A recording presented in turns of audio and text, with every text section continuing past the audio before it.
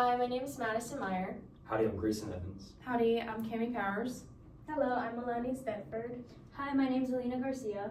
And hi, my name is Sydney King, and this is our presentation on issues of the equine industry, the AQHA breeding rule backlash. So what does Reg 111.6 mean? AQHA has very strong moral values as an organization surrounding breeding practices and bloodline preservation, all in support of the quarter horse breed.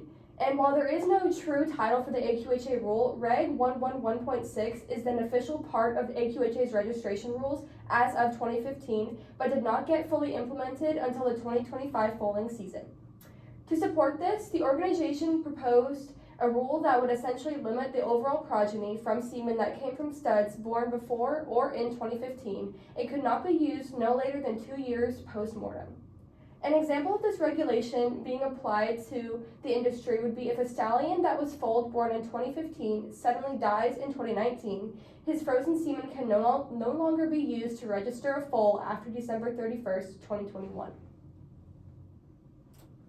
How does this affect our industry and who does it affect? The rule affects the whole quarter horse industry for different reasons, from profitability to genetic variety. The stakeholders are the breeders, which benefit from a longer time due to profitability, the horse owners that can benefit from both sides due to lower prices and access to good bloodlines. AQHA benefits either way, and the quarter horse racing industry benefits from the longer time due to top performing stallion pedigrees, and the reproductive genetic specialists benefit from the shorter time due to more genetic diversity. So, previous proposed solutions to this issue. Prior attempts at complying with the AQHA frozen semen rule have focused on striking a balance between the needs of breeders and the preservation of genetic diversity. In order to prevent overuse of popular stallions and lower the risk of inbreeding, AQHA established a current rule in 2014 to 2015 that restricts the use of frozen semen from stallions foaled in 2015 or later to just 2 years after death or gelding. AQHA examined 2 significant changes in 2025, allowing up to 25 years for adopted horses foaled in 2015 or later, and extending the use of frozen semen to 10 years after a stallion's death or sterilization. Breeders and the racing industry who desired greater flexibility and the ability to maintain valuable bloodlines strongly backed these proposals. However, due to worries about long-term pedigree, tracking problems, and genetic bottlenecking, reproductive specialists and AQHA genetic committees opposed the changes.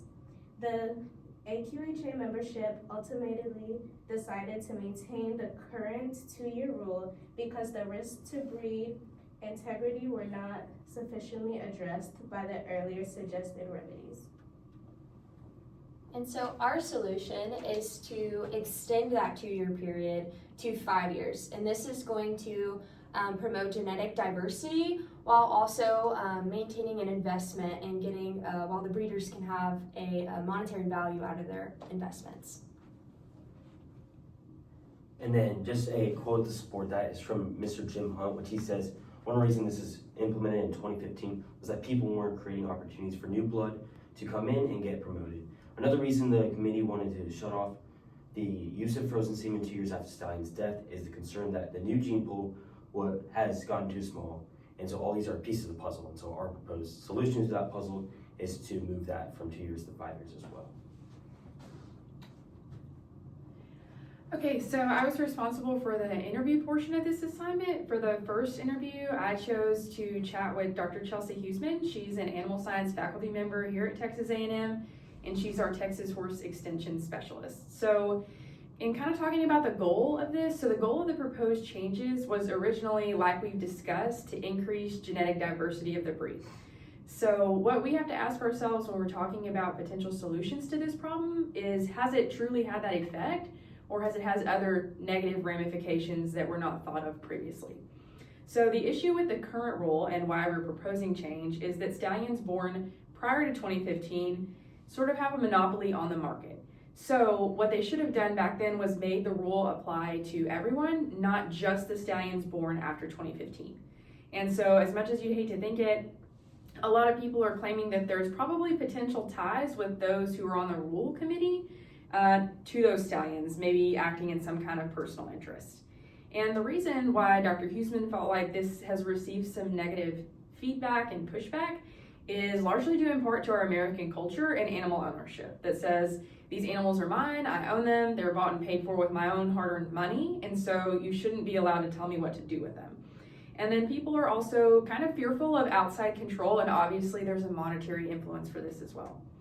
And when I asked her how she thought this would change the industry, obviously stallions are going to be entering the market much earlier, which does propose some kind of interesting maybe changes, because a lot of those stallions won't necessarily be proven in their show career or rodeo or racing career.